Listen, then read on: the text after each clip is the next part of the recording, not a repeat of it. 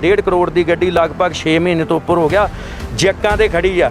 टायरां ਨੂੰ टायर छड्डो, जैकां दे उत्ते खड़ी आ। 1.5 करोड़ की गड्डी होवे, वो जैकां ते खड़ी होवे, तुसीं आप दसो फिर आप देखो महकमे दे की हालात ने, सरकार दे की हालात ने।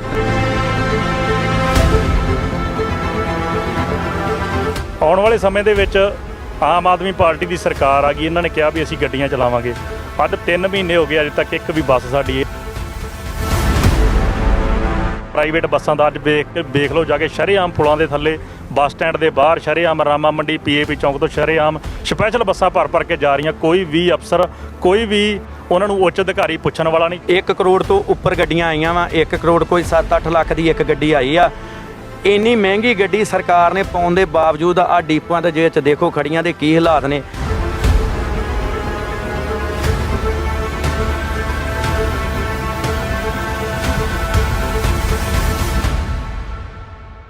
बनन तो बाद दिल्ली दा रूट जो एयरपोर्ट दा खोल दिता गया, सरकार वालों कहा गया पंजाब दियां जो AC वोल्वो बसां है वो हुण चलणगियां। अज तुहानूं असीं दिखा रहे जलंधर दे डिपो नंबर 1 दे विच, मेरे पिछे मैं तुहानूं बसां दा दिखा रहा वोल्वो बसां इत्थे ही खड़ियां, सिर्फ 4 बसां चल रही। क्यों, उसका कारण की है, उन्होंने कोलों पुछदे आ ड्राइवरां को जो इसनूं बसां चलाते हैं। तुसीं देख रहे हो तस्वीरां दे विच जो एक दिल्ली का रूट करती है, इत्थों जलंधर तो दिल्ली जाती है, 50 तो 60 हज़ार रुपया कमा के सरकार के खजाने दे विच लियांदी है। तो सरकार के किहड़े अफसर सबान है यह बसां रोडवे के डिपुआं दे विच खड़ियां रह गईयां। इस दे कारण पुछदे आ बाबा जी, रोडवे दियां किहड़ी पंजाब सरकार नवीं बनी है तो सरकार ने दिल्ली का रूट चला दिता गया, एयरपोर्ट तक जिहड़ियां बसां चलणगियां, ते अज मैं देख रहा बसां फिर इत्थे ते इत्थे खड़ियां। कारण की है? कारण यही है जी, जो सरकारां झूठे लारे पहलां भी ला के आईयां सी। पहलां अकाली सरकार आई, फिर कांग्रेस, फिर आम पार्टी आ गई है। इन्हां बड़ी जोर बड़ा साडे जिन्ना स्टाफ ही मारिया ਸੀ कि साडियां वोल्वो गड्डियां ਜਿਹੜੀਆਂ एयरपोर्ट ਨੂੰ ਜਾਣਗੀਆਂ, पर ਤੁਹਾਡੇ सामने ही देख लो उदां दा उदां ही गड्डियां सारियां इसे टायरां ते खड़ियां है। कोई गड्डियां साडियां इधर खराब पईयां। क्यों? कारण कि एक पासों जो नवी सरकार बनी सी, सब तो पहले वोल्वो बसां नूं पहल दित्ती गई सी, किहड़ी एयरपोर्टां नूं हुण वोल्वो बसां चलणगीਆਂ। कारण ਉਹੀ है जी, मंत्री संतरी सब विचों विच रले आ ते गल्लां दे नाल गड्डियां चलातियां, पर गड्डी चली नहीं। कोई गड्डियां सब इन्हां टायरां ते खड़ियां। की परमिट नहीं है तां नहीं चलियां? देखो जी, जलंधर 1 को एयरपोर्ट का परमिट भी है। हुण पिछे जे मंत्री साहब जी ने बड़ा जोर लाया, कहते भी एयरपोर्ट में जिहड़ियां बसां चलाइयां जाणगीਆਂ, पर वो 10 दिन रौला पै गया, सिर्फ रौले तक सहमत रह गया, चलियां नहीं। किद्दां हुण गल करिए 50 के करीब डिग्री गर्मी हैगी, लोग AC बसां मंगते हैं, प्राइवेट बसां चल रही, AC वोल्वो प्राइवेट चलदियां पईयां, सरकारी नूं की कारण है, किहड़ा क्यों नहीं चल रही? इसे गल की गल कर रहे हैं, सरकार गारी सरदार भगवंत सिंह मान गारी इन्हां चीज़ों की इनकुआरी करवाई जाए। अपने हेठां तुसीं इनकुआरी कराओ और तुहानूं दुध दा दुध, पानी दा पानी पता लग जूगा भी जिहड़ियां सरकार दीयां बसां वा वो डिपुआं विच खड़ियां वा, और जिहड़ियां प्राइवेट बसां वा जलंधर 2 नंबर के गेट दे लागों GM साहब दे दफ्तर के सामने प्राइवेट गड्डियां भर जांदियां। की कारण है? सरकार के खजाने च पैसा सरकार चाहती नहीं है, साडे खजाने च पैसा आना चाहिए। बिल्कुल जी, बादल सरकार वेले साडियां ਜਿਹੜੀਆਂ ਗੱਡੀਆਂ एयरपोर्ट ਚੱਲਦੀਆਂ ਅਸੀਂ ਸਰਕਾਰ ਨੂੰ ਇਹ ਪੁੱਛਣਾ ਚਾਹੁੰਦੇ ਵੀ ਜੇ ਇਹ ਕਹਿੰਦੇ ਆ ਵੀ ਇਹਨਾਂ ਕੋਲ ਪਰਮਿਟ ਨਹੀਂ ਆ, ਪਰਮਿਟ ਲੈਣਾ ਕਿਹਦਾ ਕੰਮ ਹੈ? ਸਰਕਾਰ ਦਾ। ਜੇ ਦਿੱਲੀ ਬੱਸ ਸਟੈਂਡ ਤੱਕ ਸਾਡੇ ਪਰਮਿਟ ਹੈਗੇ, ਉਹਨਾਂ ਨੂੰ ਸਟੈਂਡ ਕਰਾ ਸਕਦੇ ਆ 에ਅਰਪੋਰਟ ਤੱਕ। ਬਾਦਲ ਸਰਕਾਰ ਵੇਲੇ ਬਿਨਾਂ ਪਰਮਿਟਾਂ ਤੋਂ ਕਿੱਦਾਂ ਚੱਲਦੀਆਂ ਸੀ? ਜਦੋਂ ਕੈਪਟਨ ਸਰਕਾਰ ਆਈ ਉਦੋਂ ਬੰਦ ਹੋ ਗਈਆਂ। ਆਮ ਆਦਮੀ ਪਾਰਟੀ ਕਹਿੰਦੀ ਸੀ ਵੀ ਅਸੀਂ ਇਹ ਗੱਡੀਆਂ ਜਿਹੜੀਆਂ 에ਅਰਪੋਰਟ ਤੱਕ ਚਲਾਵਾਂਗੇ, ਪਰ ਹਾਲਾਤ ਉਹੋ ਹੀ ਨੇ। 에ਅਰਪੋਰਟ ਤਾਂ ਛੱਡੋ, एयरपोर्ट तो चलाउणा तो ये कहते भी साढ़े हथ वस है नहीं, जितों तक चल सकदियां उत्थों तक नहीं चलाइयां जा रही। हुण साडे डिपो दियां 10 गड्डियां, दिल्ली तक सिर्फ 3 गड्डियां चलाइयां जा रही, 3 तो चौथी गड्डी नहीं चलाई जा रही। ਇਹੋ ਜਿਹੇ बुरे हालात करते ने। हुण देखो एक आ गड्डी आ, साडे अफसरां दी नाकामी कारण असीं तुहानूं दिखाउणा चाहुंदे आ। 1.5 करोड़ की सरकार की गड्डी आ, एक साडे इस गड्डी नूं टायर लगण वाले सी, साडे ड्राइवर साहब ने कहा भी ये गड्डी दे टायर माड़े आ जी, ये रस्ते विच पाड़ जाणगे, तुसीं नवें टायर ला दो। पर साडे डिपो दे विच डायरैक्ट सीधे भर्ती हो के आए AME साहब, उन्हां वल्लों की कीता गया, वो मौके ते आ गए। ये टायरमैन टायर लाउण लगा, उन्हें ਟਾਇਰ ਨਹੀਂ ਲਗਾਉਣ ਦਿੱਤੇ ਵੀ ਕੋਈ ਗੱਲ ਨਹੀਂ ਗੇੜਾ ਲਾਓ। ਉਹ ਰਸਤੇ 'ਚ ਜਾਂਦਿਆਂ ਟਾਇਰ ਪਾੜ ਗਿਆ। ਇਹ ਗੱਡੀ 2-2.5 ਲੱਖ ਰੁਪਏ ਦਾ ਇਹ ਗੱਡੀ ਦਾ ਨੁਕਸਾਨ ਹੋ ਗਿਆ। ਉਹ ਨੁਕਸਾਨ ਦੇ ਜ਼ਿੰਮੇਵਾਰ ਸ਼ਰੇਆਮ ਸਿੱਧੇ ਏਐਮਈ ਸਾਹਿਬ, ਜਿਨ੍ਹਾਂ ਗੱਡੀ ਨੂੰ ਟਾਇਰ ਨਹੀਂ ਲੱਗਣ ਦਿੱਤੇ। ਅੱਜ ਸਰਕਾਰ ਦੀ 1.5 ਕਰੋੜ ਦੀ ਗੱਡੀ ਲਗਭਗ 6 ਮਹੀਨੇ ਤੋਂ ਉੱਪਰ ਹੋ ਗਿਆ ਜੈਕਾਂ ਤੇ ਖੜੀ ਆ। ਟਾਇਰਾਂ ਨੂੰ ਟਾਇਰ ਛੱਡੋ, ਜੈਕਾਂ ਦੇ ਉੱਤੇ ਖੜੀ ਆ। 1.5 ਕਰੋੜ ਦੀ ਗੱਡੀ ਹੋਵੇ, ਉਹ ਜੈਕਾਂ ਤੇ ਖੜੀ ਹੋਵੇ, ਤਾਂ ਤੁਸੀਂ ਆਪ ਦੱਸੋ। ਫਿਰ ਆਪ ਦੇਖੋ ਮਹਿਕਮਿਆਂ ਦੇ ਕੀ ਹਾਲਾਤ ਨੇ, ਸਰਕਾਰ ਦੇ ਕੀ ਹਾਲਾਤ ਨੇ। ਡਰਾਈਵਰ ਤੇ ਕਹਿ ਰਿਹਾ ਟਾਇਰ ਬਦਲ ਦਿਓ, ਫਿਰ ਉਹਨਾਂ ਨੂੰ ਕੀ ਕਾਰਨ ਹੈ? ਸਵਾਰੀਆਂ ਬੈਠੀਆਂ ਹੁੰਦੀਆਂ, ਟਾਇਰ ਫਟ ਜਾਂਦਾ ਤੇ ਸਵਾਰੀਆਂ ਦਾ ਵੀ ਨੁਕਸਾਨ ਹੈ। ਬਿਲਕੁਲ ਜੀ, ਨੁਕਸਾਨ ਸਵਾਰੀਆਂ ਦਾ ਕੱਲੀਆਂ ਦਾ ਨਹੀਂ, ਸਭ ਤੋਂ ਪਹਿਲਾਂ ਡਰਾਈਵਰ ਕਨੈਕਟਰ ਦਾ ਨੁਕਸਾਨ ਹੈ। ਕਿਉਂਕਿ ਇਹ ਮਤ ਸੋਚਿਆ ਜਾਵੇ, ਡਰਾਈਵਰ ਕਨੈਕਟਰ ਦਾ ਵੀ ਮਗਰ ਪਰਿਵਾਰ ਹੈ, ਉਹਦੇ ਬੱਚੇ ਆ। ਸਭ ਤੋਂ ਪਹਿਲਾਂ ਜੇ ਨੁਕਸਾਨ ਹੋਣਾ ਤਾਂ ਜਿਹੜਾ ਅਗਲੀ ਸੀਟ ਤੇ ਡਰਾਈਵਰ ਕਨੈਕਟਰ ਬੈਠਾ ਉਹਦਾ ਨੁਕਸਾਨ ਹੋਣਾ। ਜੇ ਕੋਈ ਵੀ ਟਾਇਰਾਂ ਦੇ ਕਾਰਨ ਐਕਸੀਡੈਂਟ ਹੁੰਦਾ, ਕੁਝ ਵੀ ਹੁੰਦਾ, ਜੇ ਟਾਇਰ ਫਟ ਜਾਂਦਾ, ਐਕਸੀਡੈਂਟ ਹੋ ਜਾਂਦਾ, ਸਭ ਤੋਂ ਪਹਿਲਾਂ ਨੁਕਸਾਨ ਡਰਾਈਵਰ ਕਨੈਕਟਰ ਦਾ। ਸਵਾਰੀ ਤਾਂ ਪਿੱਛੇ ਬੈਠੀ ਹੁੰਦੀ ਆ। ਇਹ ਮਤ ਸੋਚਿਆ ਜਾਏ ਵੀ ਡਰਾਈਵਰ ਕਨੈਕਟਰ ਦੇ ਵੀ ਮਗਰ ਪਰਿਵਾਰ ਆ, ਉਹਦੇ ਵੀ ਮਗਰ ਜੀ ਆ, ਬੱਚੇ ਆ। ਪਰ ਇਹ ਅਫਸਰਸ਼ਾਹੀ ਏਸੀਆਂ ਵਾਲੇ ਕਮਰਿਆਂ 'ਚ ਬੈਠ ਕੇ ਡਰਾਈਵਰ ਕਨੈਕਟਰ ਰੋਂਦੇ ਰਹਿੰਦੇ ਆ ਵੀ ਗੱਡੀਆਂ ਦਾ ਆਹ ਕੰਮ ਹੋਣ ਵਾਲਾ ਜੀ, ਇਹਦੇ ਟਾਇਰ ਪੈਣ ਵਾਲੇ ਆ। ਨਾ ਵੋਲਵੋ ਦੇ ਟਾਇਰ ਲਾਏ ਜਾਂਦੇ ਆ ਟਾਈਮ ਸਿਰ, ਨਾ ਆਰਡੀਨਰੀ ਦੇ ਟਾਇਰ ਲਾਏ ਜਾਂਦੇ ਆ। ਇਹ ਟਾਇਰਾਂ ਖੁਣੇ ਤੁਸੀਂ ਦੇਖ ਲਓ ਵੀ 2.5 ਲੱਖ ਦਾ ਨੁਕਸਾਨ ਹੋ ਗਿਆ। 2.5 ਲੱਖ ਦਾ ਨੁਕਸਾਨ ਜਰ ਲੈਣਾ, ਪਰ ਟਾਇਰ ਨਹੀਂ ਲਾਏ ਜਾਣੇ। ਅਸੀਂ ਸਰਕਾਰ ਪਾਸੋਂ ਮੰਗ ਕਰਦੇ ਵੀ ਇਹ ਗੱਡੀ ਦੀ ਇਨਕੁਆਇਰੀ ਕਰਾਈ ਜਾਵੇ। ਜਿਹੜੇ ਏਐਮਈ ਸਾਹਿਬ ਦੇ ਕਰਕੇ ਇਹ ਗੱਡੀ ਦਾ ਇੰਨਾ ਨੁਕਸਾਨ ਹੋਇਆ, ਉਹ ਉਹਨਾਂ ਦੀ ਤਨਖਾਹ ਜੋ ਕੱਟਿਆ ਜਾਵੇ। ਉਹ ਤੋਂ ਪਲੱਸ ਜਿਹੜੀ ਇਹ ਗੱਡੀ ਇੰਨਾ ਚਿਰ ਖਲੋਤੀ, ਇਹਦਾ ਰੈਵਨਿਊ ਆਉਣਾ ਸੀ, ਉਹ ਵੀ ਉਹ ਜ਼ਿੰਮੇਵਾਰ ਆ, ਉਹਨਾਂ ਦੇ ਪਾਸੋਂ ਇਹ ਸਾਰੀ ਭਰਵਾਈ ਕਰਜੀ ਕੀਤੀ ਜਾਵੇ। ਸਰਕਾਰ ਨਵੀਂ ਬਣਨ ਤੋਂ ਬਾਅਦ ਸਰਕਾਰ ਨੇ ਪਹਿਲੇ ਪਹਿਲ ਦੇ ਆਧਾਰ ਤੇ ਦਿੱਲੀ 에ਅਰਪੋਰਟ ਨੂੰ ਬੱਸਾਂ ਵੋਲਵੋ ਚਲਾਉਣ ਦੀ ਪਰਮਿਸ਼ਨ ਦੇ ਦਿੱਤੀ ਗਈ।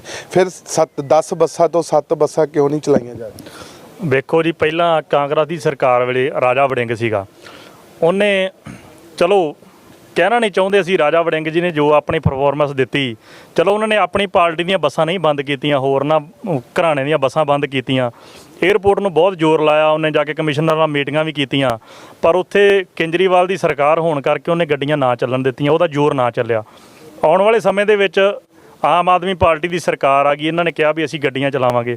ਅੱਜ 3 ਮਹੀਨੇ ਹੋ ਗਏ, ਅਜੇ ਤੱਕ ਇੱਕ ਵੀ ਬੱਸ ਸਾਡੀ ਏਅਰਪੋਰਟ ਤੇ ਨਹੀਂ ਪਹੁੰਚੀ ਗਈ। ਕਿਉਂ? ਕਾਰਨ ਕੀ ਹੈ? ਸਰਕਾਰ ਦਾ ਨੋਟੀਫਿਕੇਸ਼ਨ ਜਾਰੀ ਕਰ ਦਿੰਦੀਆਂ ਤੇ ਥੱਲੜੇ ਅਫਸਰ ਕਿਉਂ ਨਹੀਂ ਚਲਾ ਰਹੇ?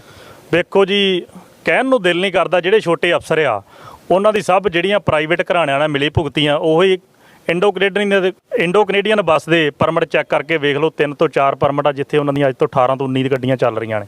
ਕੀ ਗੱਲ ਸਾਡੇ ਕੋਲ 4 ਪਰਮਿਟ, ਸਾਡੀ ਗੱਡੀ ਇੱਕ ਵੀ ਨਹੀਂ ਚੱਲ ਸਕਦੀ? ਇਹ ਸਿਰਫ ਅਫਸਰਾਂ ਦੀ ਮਿਲੀ ਭੁਗਤ ਕਰਕੇ ਹੋਣ ਕਰਕੇ। ਉਧਰੋਂ ਜਿਹੜੇ ਸਾਡੇ ਟਰਾਂਸਪੋਰਟ ਮੰਤਰੀ ਆ, ਉਹਨਾਂ ਨੂੰ ਅੱਜ ਤੱਕ ਉਹਨਾਂ ਸਿਰਫ ਇੱਕ ਵਾਰ ਜਲੰਧਰ ਦੇ ਵਿੱਚ ਗੇੜਾ ਮਾਰਿਆ ਪ੍ਰਾਈਵੇਟ ਬੱਸਾਂ ਦਾ। ਅੱਜ ਵੇਖ ਲਓ ਜਾ ਕੇ ਸ਼ਰੇਆਮ ਪੁਲਾਂ ਦੇ ਥੱਲੇ, ਬੱਸ ਸਟੈਂਡ ਦੇ ਬਾਹਰ ਸ਼ਰੇਆਮ, ਰਾਮਾ ਮੰਡੀ ਪੀਏਪੀ ਚੌਂਕ ਤੋਂ ਸ਼ਰੇਆਮ ਸਪੈਸ਼ਲ ਬੱਸਾਂ ਭਰ ਕੇ ਜਾ ਰਹੀਆਂ। ਕੋਈ ਵੀ ਅਫਸਰ, ਕੋਈ ਵੀ ਉਹਨਾਂ ਨੂੰ ਉੱਚ ਅਧਿਕਾਰੀ ਪੁੱਛਣ ਵਾਲਾ ਨਹੀਂ। ਜੇਕਰ ਸਾਡੇ ਜੀਐਮਾਂ ਦੀਆਂ ਡਿਊਟੀਆਂ ਲਾਈਆਂ ਵੀ 200-300 ਮੀਟਰ ਦੇ ਘੇਰੇ ਦੇ ਵਿੱਚ ਜੀਐਮ ਸਾਹਿਬ ਨੂੰ ਪਾਵਰਾਂ ਦਿੱਤੀਆਂ, ਪਰ ਜੀਐਮ ਸਾਹਿਬ ਦੀ ਨੱਕ ਦੇ ਥੱਲੇ 2 ਨੰਬਰ ਡਿਪੂ ਦੇ ਗੇਟ ਤੇ ਵੇਖੋ ਜਾ ਕੇ ਸਪੈਸ਼ਲ ਦਫ਼ਤਰ ਬਣਿਆ, ਸਪੈਸ਼ਲ ਰਾਤ ਨੂੰ ਪ੍ਰਾਈਵੇਟ ਬੱਸਾਂ ਚੱਲ ਕੇ ਜਾ ਰਹੀਆਂ, ਕੋਈ ਵੀ ਇਹਨਾਂ ਨੂੰ ਪੁੱਛਣ ਵਾਲਾ ਨਹੀਂ ਹੈਗਾ। ਕਿਉਂ ਜੀਐਮ ਸਾਹਿਬ ਕਿਉਂ ਨਹੀਂ ਆਪਣੀ ਡਿਊਟੀ ਨਿਭਾ ਰਹੇ? ਸਰਕਾਰਾਂ ਤੇ ਕਹਿ ਰਹੀਆਂ, ਅਫਸਰ ਸਭਾ ਮੰਤਰੀ ਸਭਾਨ ਕਹਿੰਦੇ ਨੇ ਜੀਐਮ ਸਾਹਿਬ ਚੈਕਿੰਗ ਕੀਤੀ ਜਾਵੇ, ਜੀਐਮ ਸਾਹਿਬ ਵੱਲੋਂ ਕਿਉਂ ਨਹੀਂ ਚੈਕਿੰਗ ਕੀਤੀ ਜਾਵੇ? ਵੇਖੋ ਜੀ, ਹੋ ਸਕਦਾ ਜੀਐਮਾਂ ਨੂੰ ਉੱਪਰੋਂ ਪ੍ਰੈਸ਼ਰ ਹੋਵੇ ਕਿਸੇ ਮੰਤਰੀਆਂ ਦਾ, ਇਸ ਕਰਕੇ ਨਹੀਂ ਚੈੱਕ ਕਰਦੇ। ਇਹ ਤਾਂ ਅਫਸਰਾਂ ਨੂੰ ਪੁੱਛਿਆ ਜਾਵੇ। ਇਹ ਹੁਣ ਤੁਹਾਡੇ ਮਾਧਿਅਮ ਅਸੀਂ ਵੀ ਤੁਹਾਨੂੰ ਕਹਿਣਾ ਚਾਹੁੰਦੇ, ਪਰ ਤੁਸੀਂ ਵੀ ਅਫਸਰਾਂ ਤੋਂ ਵਿਊ ਲੈਣੋ, ਇਹਨਾਂ ਨੂੰ ਪੁੱਛਿਆ ਜਾਵੇ ਵੀ ਸ਼ਰੇਆਮ ਤੁਹਾਡੇ ਡਿਪੂਆਂ ਦੇ ਗੇਟ ਅੱਗੋਂ ਬੱਸਾਂ ਚੱਲ ਰਹੀਆਂ, ਕਿਉਂ ਚੱਲ ਰਹੀਆਂ, ਤੁਹਾਨੂੰ ਕੀ ਜਵਾਬ ਦਿੰਦੇ ਆ? ਨਵੀਂ ਬੱਸ ਲੈਣੀ ਹੋਵੇ ਵੋਲਵੋ ਏਸੀ ਤੇ ਕਿੰਨੇ ਦੀ ਪੈਂਦੀ ਹੋਈ?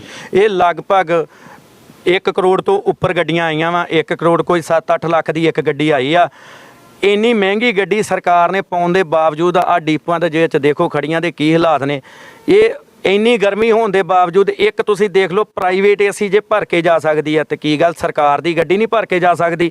ਇਹ ਸਿਰਫ ਮਿਲੀ ਭੁਗਤ। ਜੇ ਅਸੀਂ ਕਹੀਏ ਵੀ ਪਹਿਲੀਆਂ ਸਰਕਾਰਾਂ ਸੀ, ਤੇ ਇਸ ਸਰਕਾਰ ਨੇ ਕਿਹੜੀਆਂ ਆਣ ਕੇ ਚਲਾਤੀਆਂ? ਜੋ ਜਿੱਦਾਂ ਪਹਿਲੀਆਂ ਸਰਕਾਰਾਂ ਵੇਲੇ ਸਾਡੀਆਂ ਗੱਡੀਆਂ ਡੀਪੂਆਂ ਦਾ ਸ਼ਿੰਗਾਰ ਬਣੀਆਂ 1.5 ਕਰੋੜ ਦੀਆਂ, ਤੇ ਹੁਣ ਵੀ ਉਹ ਤਰ੍ਹਾਂ ਅਸੀਂ ਪਬਲਿਕ ਨੂੰ ਦੱਸਣਾ ਚਾਹੁੰਦੇ ਹਾਂ ਵੀ ਇਹ ਪਬਲਿਕ ਮੰਗ ਕਰੇ, ਕਿਉਂਕਿ ਇਹ ਕਿਸੇ ਮੰਤਰੀ ਦਾ ਪੈਸਾ ਨਹੀਂ ਲੱਗਾ ਇਹਨਾਂ ਗੱਡੀਆਂ ਦੇ ਉੱਤੇ ਖਰੀਦਣ ਦੇ ਉੱਤੇ। ਇਹ ਆਮ ਲੋਕਾਂ ਨੇ ਜਿਹੜਾ ਟੈਕਸ ਭਰਿਆ, ਆਮ ਲੋਕ ਇਹ ਮਤ ਸੋਚਣ ਵੀ ਇਹ ਸਰਕਾਰ ਦੀਆਂ ਗੱਡੀਆਂ, ਇਹ ਸਰਕਾਰ ਦੀਆਂ ਗੱਡੀਆਂ ਨਹੀਂ। ਸਰਕਾਰ 5 ਸਾਲਾਂ ਬਾਅਦ ਬਦਲ ਜਾਂਦੀ ਹੈ। ਇਹ ਲੋਕਾਂ ਦੀਆਂ ਗੱਡੀਆਂ ਵਾ, ਲੋਕਾਂ ਦੀ ਆਪਣੀ ਪ੍ਰਾਪਰਟੀ ਆ, ਲੋਕਾਂ ਦੇ ਟੈਕਸ ਦੇ ਨਾਲ ਇਹ ਪ੍ਰਾਪਰਟੀ ਖਰੀਦੀ ਜਾਂਦੀ ਆ ਸਰਕਾਰ ਦੀ ਜਿਹੜੀ ਆ। ਇਹ ਲੋਕਾਂ ਨੂੰ ਮੰਗ ਕਰਨੀ ਚਾਹੀਦੀ ਆ ਵੀ ਪ੍ਰਾਈਵੇਟ ਗੱਡੀਆਂ ਦੀ ਥਾਂ ਸਾਨੂੰ ਸਰਕਾਰੀ ਗੱਡੀਆਂ ਪ੍ਰੋਵਾਈਡ ਕਰਾਈਆਂ ਜਾਣ। ਇਹ ਗੱਡੀਆਂ ਦਾ ਕਿਰਾਇਆ ਇੱਕ ਪ੍ਰਾਈਵੇਟ ਗੱਡੀ, ਮੰਨ ਲਓ ਇੱਕ ਪ੍ਰਾਈਵੇਟ ਗੱਡੀ ਚੰਡੀਗੜ੍ਹ ਨੂੰ ਜਾਣ ਰਹੀ ਆ, ਉਹ ਗੱਡੀ 200 ਰੁਪਈਆ ਕਿਰਾਇਆ ਲੈ ਰਹੀ ਆ, ਤੇ ਉਹਨਾਂ ਦਾ 200 ਰੁਪਈਏ 'ਚ ਜੇ ਗੱਡੀ ਬਚਤ ਕਰਕੇ ਦੇਣ ਦੀ ਆ, ਡੀਜ਼ਲ ਖਰਚਾ ਕੱਢ ਕੇ ਬਚਤ ਕਰਕੇ ਦੇਣ ਦੀ ਆ, ਤੇ ਫਿਰ ਸਰਕਾਰੀ ਗੱਡੀ ਦਾ 200 ਰੁਪਈਆ ਕਿਰਾਇਆ ਕਿਉਂ ਨਹੀਂ ਕੀਤਾ ਜਾ ਸਕਦਾ? ਇਹ ਕਿਉਂ ਇਹ ਬਚਤ ਨਹੀਂ ਦੇ ਸਕਦੀ 200 ਰੁਪਈਏ ਦੇ ਵਿੱਚ? ਜਾਣ ਬੁੱਝ ਕੇ ਸਰਕਾਰੀ ਗੱਡੀ ਦਾ ਕਿਰਾਇਆ ਵੱਧ ਕਰਕੇ ਤੇ ਪ੍ਰਾਈਵੇਟ ਵਾਲੇ ਕਿਰਾਇਆ ਘੱਟ ਲੈ ਕੇ, ਸਿਰਫ ਇਹੋ ਵੀ ਜੇ ਸਰਕਾਰੀ ਗੱਡੀ ਦਾ ਕਿਰਾਇਆ ਵੱਧ ਹੋਊਗਾ ਤਾਂ ਗੱਡੀ ਦੇ ਵਿੱਚ ਸਵਾਰੀ ਘੱਟ ਬਹੂਗੀ, ਉਹ ਪ੍ਰਾਈਵੇਟ ਵਾਲ ਨੂੰ ਭੱਜੂਗੀ, ਕਿਉਂਕਿ ਉਹ ਏਸੀ ਉਹਦੇ ਦੇ ਵਿੱਚ ਚੱਲਣਾ, ਉਹ ਏਸੀ ਇਹਦੇ ਵਿੱਚ ਚੱਲਣਾ। ਅਸੀਂ ਸਰਕਾਰ ਕੋਲ ਮੰਗ ਕਰਦੇ ਹਾਂ, ਜਾਂ ਤਾਂ ਉਹਨਾਂ ਦੀਆਂ ਵੀ ਏਸੀ ਗੱਡੀਆਂ ਦਾ ਕਿਰਾਇਆ ਬਰਾਬਰ ਕਰ ਦਿਓ ਤੇ ਆਪੇ ਸਰਕਾਰੀ ਗੱਡੀ ਦੇ ਵਿੱਚ ਸਵਾਰੀ ਬਹਿਣ ਡੈ ਪਏ। ਹੁਣ ਇੱਕ ਦਿੱਲੀ ਨੂੰ ਏਸੀ ਗੱਡੀ ਜਿਹੜੀ ਜਾ ਰਹੀ ਆ ਪ੍ਰਾਈਵੇਟ ਗੱਡੀ, ਉਹ ਦਿੱਲੀ ਦਾ ਕਿਰਾਇਆ 500-600 ਰੁਪਈਆ ਲੈ ਰਹੀ ਆ, ਸਾਡੀ ਗੱਡੀ ਦਾ 1020 ਰੁਪਈਏ। ਹੁਣ ਜੇ ਇੱਕ ਗੱਡੀ 500-600 ਰੁਪਈਆ ਕਿਰਾਇਆ ਲੈ ਕੇ, ਉਹ ਟੈਕਸ ਭਰ ਕੇ, ਹਰੇਕ ਚੀਜ਼ ਦਾ ਡੀਜ਼ਲ ਦਾ ਖਰਚਾ ਕੱਢ ਕੇ, ਮੁਲਾਜ਼ਮਾਂ ਨੂੰ ਤਨਖਾਹਾਂ ਦੇ ਕੇ, ਜੇ ਉਹ ਗੱਡੀ ਬਚਤ ਕਰ ਰਹੀ ਹੈ ਤਾਂ ਹੀ ਪ੍ਰਾਈਵੇਟ ਮਾਲਕ ਚਲਾ ਰਿਹਾ ਨਾ ਉਹ ਗੱਡੀ ਨੂੰ, ਤੇ ਫਿਰ ਸਰਕਾਰੀ ਗੱਡੀ 500-600 'ਚ ਕਿਉਂ ਨਹੀਂ ਬਚਤ ਕਰ ਸਕਦੀ? ਇਹ ਸਿਰਫ ਸਰਕਾਰ ਜਾਣ ਬੁੱਝ ਕੇ ਟਰਾਂਸਪੋਰਟ ਮਾਫੀਆ ਜਿਹੜਾ ਕਹਿੰਦੇ ਖਤਮ, ਉਹਨੂੰ ਬੜਾਵਾ ਦੇਣ ਵਾਸਤੇ ਸਰਕਾਰੀ ਗੱਡੀ ਦਾ ਕਿਰਾਇਆ ਵੱਧ ਕਰਕੇ ਤੇ ਪ੍ਰਾਈਵੇਟ ਦਾ ਘੱਟ ਕਰਕੇ। ਇੱਕ ਚੀਜ਼ ਆਪਾਂ ਹੋਰ ਦੱਸਣਾ ਚਾਹੁੰਦੇ ਤੁਹਾਨੂੰ, ਹੈਰਾਨੀਜਨਕ ਚੀਜ਼ ਆ, ਸਾਨੂੰ ਕੀ ਕਰਦੇ ਆ, ਸਾਡੀ ਗੱਡੀ ਨੂੰ ਕਿਲੋਮੀਟਰ ਦਿੱਤੇ ਜਾਂਦੇ ਆ ਜਲੰਧਰ ਤੋਂ ਦਿੱਲੀ ਬੱਸ ਸਟੈਂਡ 746 ਕਿਲੋਮੀਟਰਾਂ ਦਾ ਤੇ ਡੀਜ਼ਲ ਦਿੱਤਾ ਜਾਂਦਾ ਸਾਨੂੰ, ਹਰ ਇੱਕ ਚੀਜ਼ ਸਾਨੂੰ ਓਵਰ ਟਾਈਮ ਦਿੱਤਾ ਜਾਂਦਾ 746 ਕਿਲੋਮੀਟਰਾਂ ਦਾ, ਪਰ ਸਵਾਰੀ ਕੋ ਕਿਰਾਇਆ ਲਿਆ ਜਾਂਦਾ 796 ਕਿਲੋਮੀਟਰਾਂ ਦਾ। ਤੁਸੀਂ ਸਾਡੇ ਅਫਸਰਾਂ ਨੂੰ ਜਾ ਕੇ ਜ਼ਰੂਰ ਸਵਾਲ ਕਰਿਓ ਵੀ ਇਹਦੇ ਵਿੱਚ ਕੀ ਰਾਜ ਆ, ਵੀ ਸਵਾਰੀ ਕੋ ਕਿਰਾਇਆ 796 ਕਿਲੋਮੀਟਰਾਂ ਦਾ, ਪਰ ਗੱਡੀ ਨੂੰ ਡੀਜ਼ਲ ਤੇ ਸਟਾਫ ਨੂੰ ਓਵਰ ਟਾਈਮ 746 ਦੇ ਹਿਸਾਬ ਨਾਲ ਦਿੱਤਾ ਜਾਂਦਾ। ਇਹ ਜਿਹੜਾ 50 ਕਿਲੋਮੀਟਰਾਂ ਦਾ ਡਿਫਰੈਂਸ ਹੈ, ਕਿਉਂ ਆ? 50 ਕਿਲੋਮੀਟਰਾਂ ਦਾ ਸਵਾਰੀ ਕੋ ਕਿਰਾਇਆ ਕੋ ਵੱਧ ਲਿਆ ਜਾਂਦਾ। ਇਸ ਬਾਰੇ ਤੁਸੀਂ ਮੰਤਰੀ ਸਭਾਨ ਜਾਂ ਅਫਸਰ ਵੱਡੇ ਅਫਸਰਾਂ ਦੇ ਨਾਲ ਗੱਲਬਾਤ ਕੀਤੀ? ਬਿਲਕੁਲ, ਅਸੀਂ ਹਰੇਕ ਅਫਸਰਸ਼ਾਹੀ ਨਾਲ ਮੀਟਿੰਗਾਂ ਕੀਤੀਆਂ, ਹਰੇਕ ਦੇ ਧਿਆਨ ਵਿੱਚ ਲਿਆਂਦਾ ਵਾ। ਆਰਡੀਨਰੀ ਗੱਡੀ, ਉਹੀ ਆਰਡੀਨਰੀ ਗੱਡੀ ਦਿੱਲੀ ਬੱਸ ਸਟੈਂਡ ਜਾਣ ਦੀ ਆ, ਉਹਦੇ 796 ਕਿਲੋਮੀਟਰ ਆ, ਕਿਉਂਕਿ ਜਦੋਂ ਕੋਈ ਵੀ ਪਰਮਿਟ ਬਣਦਾ, ਕੋਈ ਰੂਟ ਬਣਦਾ, ਉਹਦੇ ਉੱਪਰ ਪਹਿਲੋਂ ਕਿਲੋਮੀਟਰ ਨਾਪੇ ਜਾਂਦੇ ਆ ਕਿੰਨੇ ਆ, ਉਹ ਕਿਲੋਮੀਟਰ ਸਪੈਸ਼ਲ ਲਿਖਿਆ ਪਰਮਿਟ ਦੇ ਉੱਤੇ ਲਿਖੇ ਹੁੰਦੇ ਵੀ ਕਿੰਨੇ ਕਿਲੋਮੀਟਰ ਆ। ਦਿੱਲੀ ਬੱਸ ਸਟੈਂਡ ਦੇ, ਜਲੰਧਰ ਤੋਂ ਦਿੱਲੀ ਬੱਸ ਸਟੈਂਡ ਦੇ ਪਰਮਿਟ ਦੇ ਉੱਤੇ ਕਿਲੋਮੀਟਰ ਲਿਖਿਆ 796, ਪਰ ਜਾਣ ਬੁੱਝ ਕੇ ਸਾਡੇ ਸਟਾਫ ਨੂੰ ਓਵਰ ਟਾਈਮ ਘੱਟ ਦੇਣ ਦੀ ਵਜ੍ਹਾ ਕਾਰਨ, ਜਾਂ ਉਹਦੀ KPL ਘੱਟ ਆਊਗੀ, ਜੇ 50 ਕਿਲੋਮੀਟਰ ਘੱਟਦੇ ਆ ਤੇ 2% KPL ਦਾ ਫਰਕ ਪੈਂਦਾ, ਉਹ KPL ਜੇ ਘੱਟ ਆਉਂਦੀ ਤਾਂ ਸਾਡੀਆਂ ਤਨਖਾਹਾਂ 'ਚੋਂ ਡੀਜ਼ਲ ਦੇ ਪੈਸੇ ਕੱਟੇ ਜਾਂਦੇ ਆ। ਸਿਰਫ ਇਹਨਾਂ ਵਜ੍ਹਾ ਕਾਰਨ ਸਾਨੂੰ ਕਿਲੋਮੀਟਰ ਘੱਟ ਦੇ ਕੇ ਸਾਨੂੰ ਤੰਗ ਪਰੇਸ਼ਾਨ ਕੀਤਾ ਜਾਂਦਾ। ਇਹਨਾਂ ਵਜ੍ਹਾ ਕਾਰਨ ਅਸੀਂ ਦੁਖੀ ਆ, ਇਹ ਅਫਸਰਸ਼ਾਹੀ ਤੋਂ ਤਾਂ ਸਰਕਾਰ ਕੋਲ। ਗੁਰਪ੍ਰੀਤ ਜੀ, ਇੱਕ ਗੱਲ ਮੈਨੂੰ ਹੋਰ ਦੱਸਿਆ ਜਾਵੇ, ਇੱਥੋਂ ਜਲੰਧਰ ਤੋਂ ਦਿੱਲੀ ਜਾਣਾ ਹੋਵੇ, ਵੋਲਵੋ ਬੱਸ ਜਾਂਦੀ ਹੈ ਤੇ ਕਿੰਨਾ ਫੰਡ ਲੈ ਕੇ ਆਉਂਦੀ ਹੈ ਕਿਰਾਇਆ? ਇਹ ਗੱਡੀ ਦਾ ਕਿਰਾਇਆ ਹੈਗਾ 1020 ਰੁਪਈਏ, 1040 ਰੁਪਈਏ ਲਾ ਲਓ। ਇਹ ਗੱਡੀ ਦਾ ਕਿਰਾਇਆ ਇੰਨਾ ਹੋਣ ਦੇ ਬਾਵਜੂਦ ਇਹ ਇੱਕ ਪ੍ਰਾਈਵੇਟ ਲਾਗੋਂ ਗੱਡੀ ਜਾਣ ਡਈ, ਜੇ ਮੰਨ ਲਓ ਬਾਹਰੋਂ PAP ਤੋਂ ਸ਼ਰੇਆਮ ਗੱਡੀਆਂ ਜਾਣ ਡੀਆਂ, ਜਲੰਧਰ 2 ਨੰਬਰ ਤੋਂ ਜਾਣ ਡੀਆਂ, ਉਹ ਪ੍ਰਾਈਵੇਟ ਗੱਡੀ ਕਿਰਾਇਆ ਲੈ ਰਹੀ ਹੈ 500 ਰੁਪਈਆ, ਤੇ ਸਵਾਰੀ ਏਸੀ ਗੱਡੀ, ਉਹ ਸਵਾਰੀ ਤਾਂ ਆਪੇ ਉਧਰ ਨੂੰ ਭੱਜ ਕੇ ਜਾਊਗੀ। ਅਸੀਂ ਸਰਕਾਰ ਤੋਂ ਮੰਗ ਕਰਦੇ ਹਾਂ ਵੀ ਜਾਂ ਤਾਂ ਪ੍ਰਾਈਵੇਟ ਦਾ ਵੀ ਕਿਰਾਇਆ ਉਹਨਾਂ ਕਰਦੇ, ਰਾਹ ਚੈਕਿੰਗ ਕੀਤੀ ਜਾਵੇ, ਕਿਉਂਕਿ ਪ੍ਰਾਈਵੇਟ ਗੱਡੀ ਕੋਲ ਪਰਮਿਟ ਹੈਗਾ ਟੂਰਿਸਟ, ਜਿਹੜੀ ਗੱਲ ਕੀਤੀ ਸੀ ਇੰਡੋ ਕੈਨੇਡੀਅਨ ਦੀ ਪਰਮਿਟ ਦੀ, ਉਹਨਾਂ ਕੋਲ ਪਰਮਿਟ ਹੈਗੇ ਟੂਰਿਸਟ ਪਰਮਿਟ ਤੇ ਕੈਰੀ ਆਨ ਪਰਮਿਟ ਦੇ ਵਿੱਚ ਫਰਕ ਹੁੰਦਾ। ਟੂਰਿਸਟ ਪਰਮਿਟ ਦਾ ਕੀ ਆ, ਇੱਕ ਥਾਂ ਟੂਰ ਚੁੱਕਿਆ, ਦੂਜੀ ਥਾਂ ਲਾਤਾ, ਪਰ ਉਹ ਸ਼ਰੇਆਮ ਹਰੇਕ ਅੱਡੇ ਤੋਂ, ਜਲੰਧਰੋਂ ਫਗਵਾੜਿਓਂ ਹਰੇਕ ਅੱਡੇ ਤੋਂ ਸਵਾਰੀ ਲੜਾਉਂਦੇ ਚੜਾਉਂਦੇ। ਕੀ ਹੈ ਫਿਰ ਸਰਕਾਰ ਕਿਉਂ ਨਹੀਂ ਇਹ ਸਟੈਪ ਚੱਕਦੀ? ਸਰਕਾਰ, ਅਸੀਂ ਦੱਸਣਾ ਚਾਹੁੰਦੇ, ਸਾਡੇ ਨਵੇਂ ਮੰਤਰੀ ਸਾਹਿਬ ਜਿੱਥੇ ਵੀ ਮੀਡੀਆ ਗਾੜੀ ਬਿਆਨ ਦਿੰਦੇ, ਇੱਕੋ ਬਿਆਨ ਦਿੰਦੇ ਆ ਜੀ, ਅਸੀਂ ਪ੍ਰਾਈਵੇਟ ਟਰਾਂਸਪੋਰਟਰਾਂ ਨੂੰ ਕਹਿੰਦੇ ਆ ਟੈਕਸ ਭਰੋ ਤੇ ਆਪਣੀਆਂ ਗੱਡੀਆਂ ਚਲਾਓ। ਅਸੀਂ ਮੰਤਰੀ ਸਾਹਿਬ ਨੂੰ ਪੁੱਛਣਾ ਚਾਹੁੰਦੇ ਹਾਂ, ਵੋਲਵੋ ਬੱਸ ਦਾ ਕਿਉਂ ਨਹੀਂ ਪਰਮਿਟ ਬਣਾਇਆ ਜਾਂਦਾ? ਕਿਉਂ ਨਹੀਂ 7 ਬੱਸਾਂ ਚੱਲਣ? ਅਸੀਂ ਉਹ ਮਾਨਯੋਗ ਟਰਾਂਸਪੋਰਟ ਮੰਤਰੀ ਨੂੰ ਪੁੱਛਣਾ ਚਾਹੁੰਦੇ ਹਾਂ ਵੀ ਤੁਸੀਂ ਇਹ ਕਹਿਤਾ ਵੀ ਟੈਕਸ ਭਰ ਦਿਓ ਤੇ ਗੱਡੀ ਚਲਾ ਲਓ, ਫਿਰ ਤਾਂ ਉਹ ਕੰਮ ਰਹਿ ਗਿਆ। ਟਰਾਂਸਪੋਰਟ ਮਾਫੀਆ ਨੂੰ ਤੁਸੀਂ ਵੀ ਬੜਾਵਾ ਦਿੱਤਾ, ਉਹ ਟੈਕਸ ਭਰ ਦੇਣਗੇ, ਬੰਦਾ ਤੁਹਾਡਾ, ਪਰ ਉਹਨਾਂ ਦਾ ਇਹ ਤਾਂ ਚੈੱਕ ਕਰੋ ਉਹਨਾਂ ਕੋਲ ਪਰਮਿਟ ਕਿਹੜਾ। ਪਰਮਿਟ ਉਹਨਾਂ ਕੋਲ ਟੂਰਿਸਟ ਹੈ ਵੀ ਇੱਕ ਜਗ੍ਹਾ ਤੋਂ ਜਿਹੜਾ ਟੈਕਸ ਭਰਨਾ ਉਹਨਾਂ ਟੂਰਿਸਟ ਪਰਮਿਟ ਦਾ ਭਰਨਾ।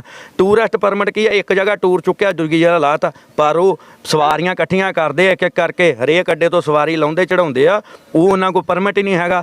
ਇਹ ਕਰਕੇ ਇਹ ਸਰਕਾਰ ਦੇ ਮੰਤਰੀਆਂ ਨੂੰ ਜਾਂ ਤਾਂ ਕੋਈ ਜਾਣਕਾਰੀ ਨਹੀਂ ਹੈਗੀ, ਜੇ ਨਹੀਂ ਜਾਣਕਾਰੀ ਹੈਗੀ ਤਾਂ ਸਾਡੀ ਯੂਨੀਅਨ ਨਾਲ ਮੀਟਿੰਗ ਕਰ ਲੈਣ, ਅਸੀਂ ਇਹਨਾਂ ਨੂੰ ਜਾਣਕਾਰੀ ਦੇ ਦਿੰਦੇ ਆ ਵੀ ਕਿੱਦਾਂ ਕਿਹੜੀ ਗੱਡੀ ਦਾ ਕਿਹੜਾ ਪਰਮਿਟ ਆ, ਉਹ ਕਿੱਦਾਂ ਸਵਾਰੀ ਚੁੱਕ ਸਕਦੀ ਆ।